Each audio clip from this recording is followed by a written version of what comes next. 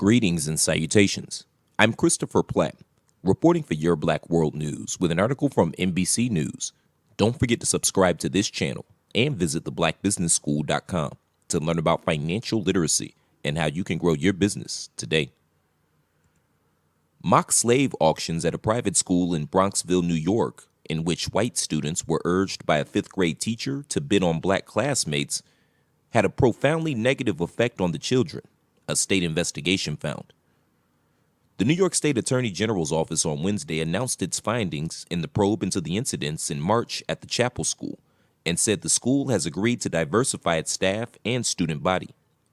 The school enrolls students in pre-kindergarten through 8th grade, 43% of whom are minorities, according to the school.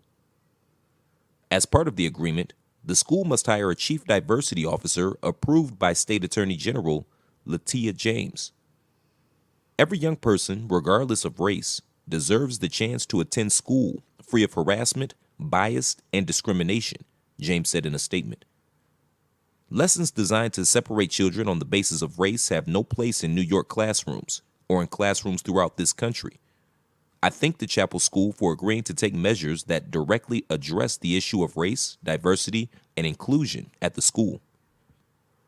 In March, the mother of a student at the school in Westchester County, about 15 miles north of Manhattan, said a white teacher allowed white students to bid on and buy black students, who were to pretend to be slaves.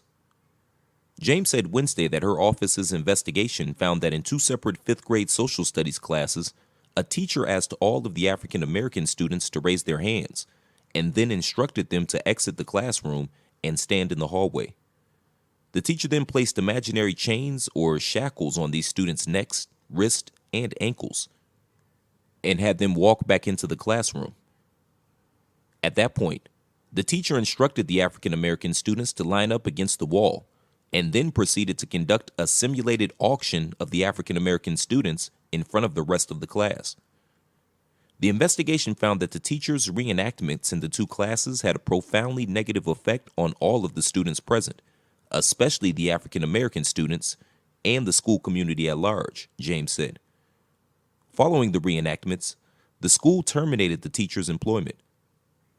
The investigation further revealed prior parental complaints to school administrators about the school's alleged lack of racial sensitivity and found that the school did not take sufficient steps to address the complaints, James said.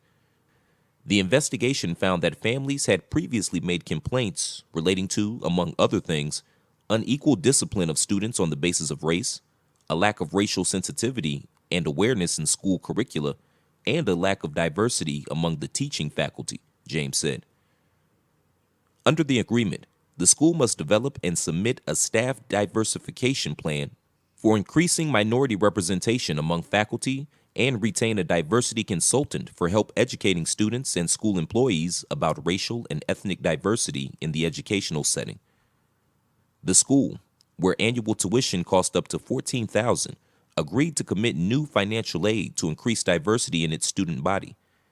It will also submit a new code of conduct to the Attorney General's office for addressing racial and ethnic discrimination and harassment, as well as other prohibited behaviors. Additionally, the school is required to create a formal complaint procedure for students or parents to report harassment or discrimination. The school told NBC News on Wednesday that it took immediate corrective action after the March 5th incident. Principal Michael Schultz said the school accepts responsibility for the state's findings and is committed to implementing its agreement. The Chapel School reached a timely resolution with the Attorney General to ensure that our focus remains on the well-being of our community as we move forward in continued reflection, action, and growth, the school said. Thanks for tuning in. Don't forget to share this video. Let us know what you think. Also, don't forget to subscribe to the Your Black World News YouTube channel and visit theblackbusinessschool.com today. I'm Christopher Platt reporting. Until next time, shalom.